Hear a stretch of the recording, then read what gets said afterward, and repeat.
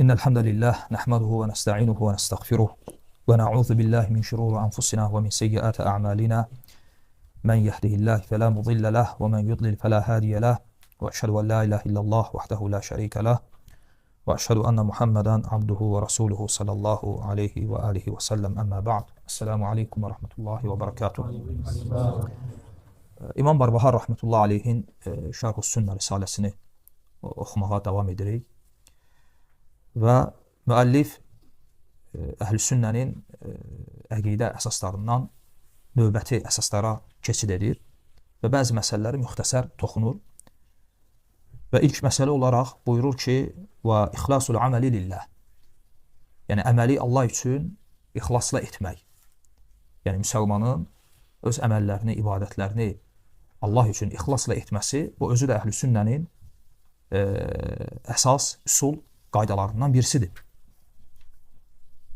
Çünki Allah Azə və Cəllənin öz qullarından istədiyi budur və qullarına əmr etdiyi budur. وَمَا أُمِرُوا إِلَّا لِيَعْبُدُ اللّٰهِ مُخْلِصِينَ لَهُ الدِّينَ. Allah Azə və Cəllə onlara yalnız və yalnız xalis şəkildə Allaha ibadət etmələrini əmr etmişdir. Və həmçinin Peyğəmbər sallallahu aleyhi və səlləm buyurur ki, ثَلَاثُ خِسَالٍ لَا يُغِلُّ عَلَيْهِنَّ قَلْبُ muslim. 3 dənə xislət var ki, müsəlmanın qəlbi o 3 xislət üzərində zay olmaz, xəyanətə uğramaz. Onlar nələrdir? İxlasul aməli lillah. Əməli Allah üçün ixlasla etmək və nasihatu li vulatil əmr, əmir sahiblərinə nəsihət və bir də lüzumul cəmaa, cəmaata bağlı qalmaq. Deməli, müsəlmanın qəlbini möhkəm tutan 3 xislətdən birisidir. İxlasul aməli lillah. Əməli Allah üçün ixlasla etmək. Və ixlas nədir? İxlas kəlmə olaraq ərəb kəlməsidir və lüğəvi mənası bir şeyi təmiz tutmaq. Və bizim dilimizdə də var. Məsələn, biz deyirik ki, xalis, yəni təmiz, pak. Məsələn, xalis şey, kimsə bir süd satır, deyir ki, bu xalis süddür. Bal satır, deyir, bu xalis baldır. Bunu deyən nə demək istəyir? Demək istəyir ki, o südə, o bala qıraqdan heç bir qatqı yoxdur. Xalis ixlas, yəni lüğəvi mənada ixlas kəlməsinin mənası budur. Yəni təmiz olan, hansı ki ona qıraqdan heç bir şey qatılmayıb. Biz bunu həmişə deyirik və burada da onu qeyd edirik ki, ümumiyyətlə bu şəri terminlər ki var, o terminlərin lüğəvi mənaları ilə nəyi var? İrtibatı var, əlaqəsi var. Çünki ixlas ibadəti xalis şəkildə Allaha yönətmə olduğuna görə lüğəvi mənada da budur. Bir şeyi təmiz tutmaq və qıraqdan ona heç bir şey qatmamaq. Amma islahi olaraq alimlər cürbəcür təriflər veriblər. Yəni, ixlas nədir? Ona cürbəcür təriflər veriblər və bir-birindən gözəl təriflərdir və bir-birlərini tamamlayan təriflərdir. Və o təriflər içərisində ən bəyəndiyim təriflərdən birisi budur ki, tasfiyyətul aməl an mülahəzatil məxluqin. İxlas nədir? Yəni, insanın öz əməlini digər insanların, məxluqatın nəzərindən gizləməsi. Və başqa bir deyimlə desək, ixracul xalq min muamələtir Rab. İnsanın Rəbbi ilə olan ünsiyyəti ki var, o ünsiyyətdən digər insanları, məxluqları aradan çıxarması və Allah ilə olan ünsiyyətini təmiz tutması. İxlas budur. Və həmçinin ixlas bildiyiniz kimi hər bir əməlin və ibadətin qəbul olma 2 şərtindən birisidir. Biri əməlin Allah üçün olması, bir də o əməlin Peyğəmbər sallallahu aleyhi və səlləmin sünnətinə müvafiq olması. Yüce Allah buyurur ki, "Əl-ləzi xalaqal mauta vel-hayata liyebluvakum eyyukum ahsanu amala." Allah Azza və Cəllə bu həyatı və ölümü yaratdı ki, sizlərdən kim daha gözəl əməl sahibi olacaq, onu ortaya çıxarsın deyə. Fudal İbn İyad rahmetullahi aleyh bu ayənin təfsirində ahsanul aməl, yəni ən gözəl əməl, bunu tərif edəndə, vəsf edəndə deyir ki, əməl Allah qatında o zaman gözəl olur ki, qul bəndə o əməli Allah üçün edir, ixlasla və Peyğəmbər sallallahu aleyhi və səlləmin sünnətinə müvafiq olur o əməl. Və Allah Azə və Cəllənin də qullarından istədiyi budur.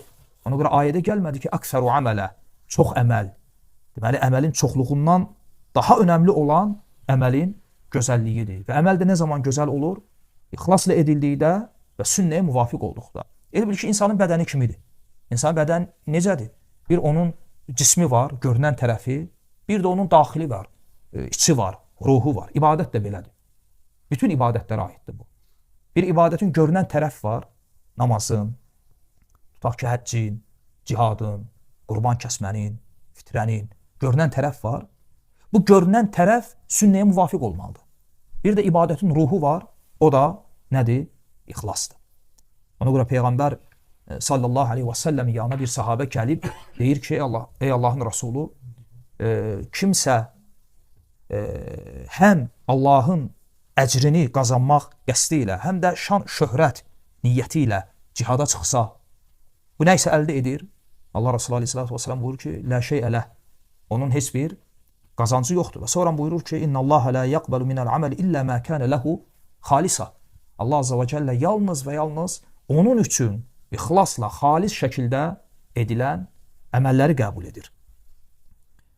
Və həmçinin demək olar ki, ixlas təvhidin tələbidir. Təvhidin, tək Allaha ibadət etmənin tələbidir. Ona görə fikir verirsiniz, la ilahə illallah kəlməsinə nə deyilir? Kəlmətü təvhid, həm də kəlmətül ixlas. Ona görə o surə ki, Quranda Allah Azza və Cəllədən, onun birliyindən bəhs edir. Qul huvallahu əhəd. De ki, o Allah təkdir. Allahu səməd, ehtiyacsızdır. Ləm yəlid və ləm yuləd. Doğmayıb, doğulmayıb. Və ləm yəkulləhu kuffan əhəd. Və onun heç bir bənzəri yoxdur. Ona görə o surə necə adlanıb? Suratul İxlas. İxlas surəsi. Ona görə ixlas təvhidin tələblərindəndir. Və ixlasın əksi riya olduğuna görə şəriət onu nə adlandırıb? Şirk adlandırır. Xəfi, gizli və ya kiçik şirk. Və həmçinin ixlasın ən uca mərtəbəsi odur ki, insan əməli edəndə yalnız Allah üçün edə.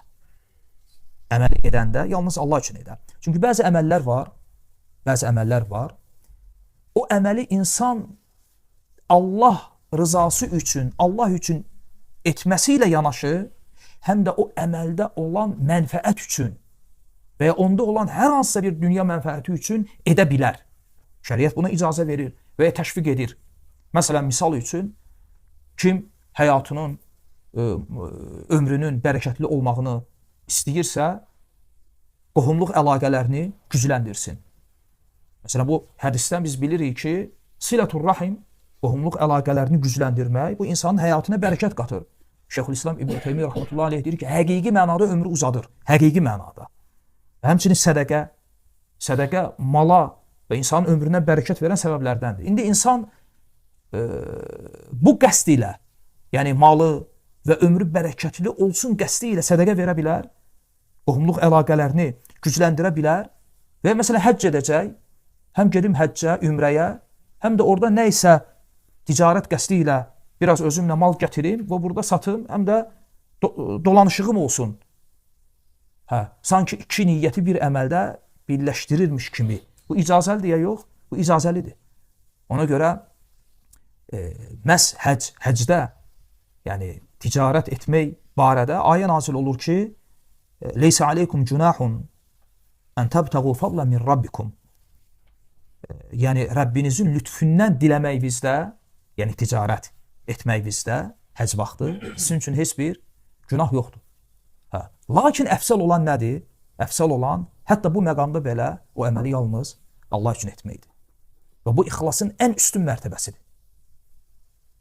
Və Allah üçün edəndən sonra bu cür dünyəvi mənfəətləri ora qoysa, bu ixlasın ikinci mərtəbəsi sayılır. Birincidən daha aşağı olan mərtəbəsi və bu hal həmin əməlin ola bilsin ki, əcrini biraz azalsın, lakin əməlin qəbul olunmasına heç bir xələl getirmir. Doğrusunu Allah bilir. Və müəllif buyurur ki, və ixlasul əməli lillah. Yəni, əməli Allah üçün ixlasla etmək. Və bu məsələ ilə əlaqəli bir faydanı da qeyd edeyim. Ümumiyyətlə, əmələ nisbətdə niyyət, ixlas və xuşu arasında fərq var. Niyyət başqa şeydir, ixlas başqa şeydir, xuşu başqa şeydir. Və əksər insanlar bu üç şeyi bir-birinə qarışdırır. Niyyət nədir? Niyyət əməli, ibadəti təyin edir. İxlas əməlin əcrini qoruyur, xuşu, ehsan isə ibadətdə olan qayəyə, məqsədə çatdırır. Niyyət əməli təyin edir. Yəni, məsələn, sən hansı namazı qılırsan, fərzi yoxsa sünnəni? Bunu təyin edən nədir? Niyyət. Fərzi qılırsansa hansı fərzdir? Zöhrdür yoxsa əsr? Bunu təyin edən nədir? Niyyət. Məscidə gəldin, 2 rükət namaz qıldın. Nə niyyətlə? Ola bilsin, təhiyyə niyyəti ilə. Nə niyyətlə? Dəstəmaz almışdım ondan sonra. Nə niyyətlə? Sübhin 2 rükət sünnəti. Deməli, niyyət nə edir? Əməli təyin edir. İxlas isə o əməldə, ibadətdə olan əcri qoruyur. Çünki ola bilsin, əməldə niyyət var. Niyyət yerindədir. Məsələn, adam zöhrü qılır, bilir. İbadəti təyin olunub. Lakin o ibadətə riya qarışıb. İxlasla etmir. Əcrin tamamı və ya bir qismi getdi. Baxır, o ibadətə bulaşan riya hansı qəbildəndir, hansı növdəndir. Ola bilsin, ibadəti tam batilləsin. Amma ibadət olaraq, yük olaraq sənin üzərindən götürülsün, əda elədin. Amma əcri yoxdur. Necə ki, məsələn, Peyğəmbər sallallahu aleyhi və sələm buyurur ki, kim arrafın yanına getsə, kahinin, onun 40 gün namazı qəbul olunmayacaq. Deməli, bu adam 40 gün namaz qılacaq, əda edəcək, amma əcri yoxdur. Bu mənada qəbul olunmayacaq.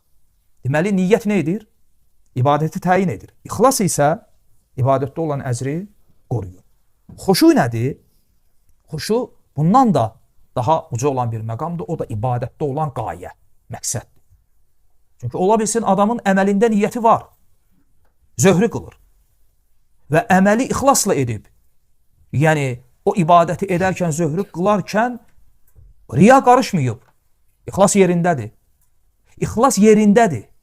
Əməlində, ibadətində riya yoxdur, amma fikri bazarda gəzir. İxlas yerindədir, xuşu yoxdur. İbadətdə olan qayə. Aydındır. Deməli, bu üçü bir-birindən ayrı olan şeylərdir.